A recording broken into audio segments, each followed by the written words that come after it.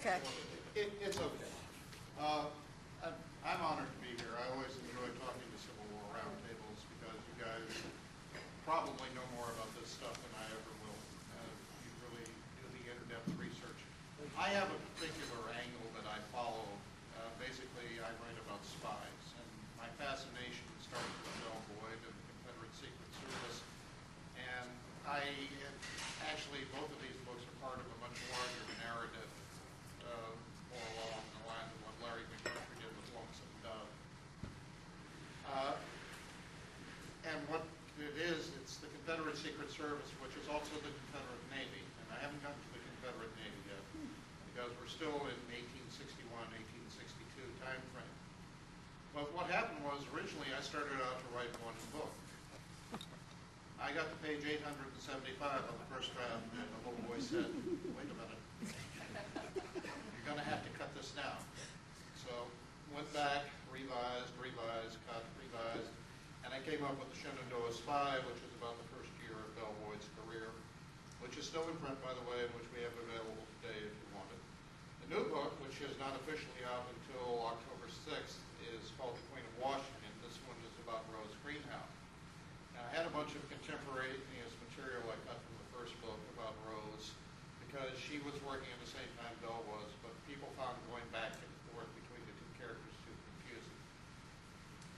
And then I started looking at Rose's career and some of the things that were said about her, and Anne Blackman's excellent biography of her that was published a couple of years ago, which had a bunch of new information. And I started looking at San Francisco, 1850. She was out here, and she was somehow involved with a fellow named Jose Yves Lamontour.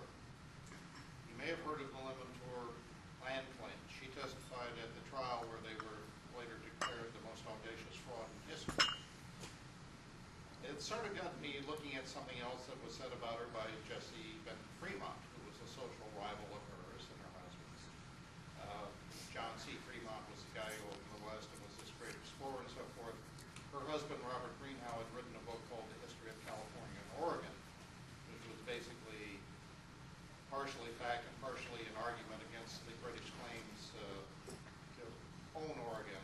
You may remember the whole 54-40-year fight thing and all of that. I think when you look at the Civil War, you really have to look at the years before to really understand what went on and why it happened.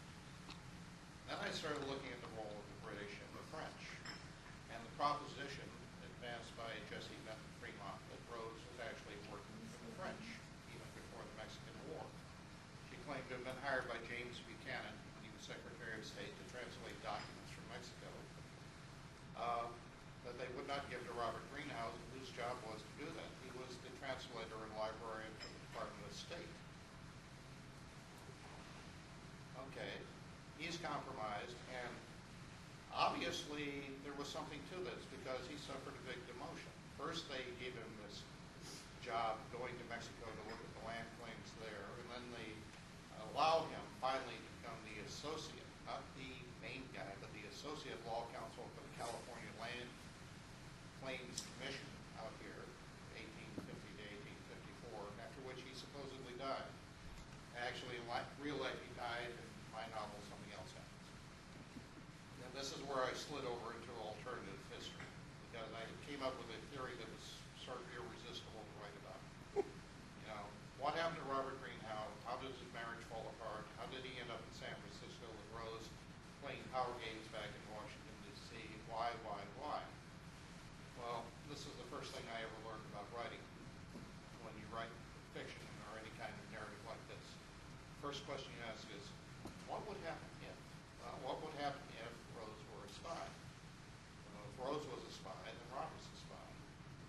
Robert's betraying his country, so is Rose. But on the other hand, Rose is a disciple of John C. Calhoun, who wants to split the country up anyway. He died in about 1849, 1850, I believe. And she nursed him on his deathbed. He started going back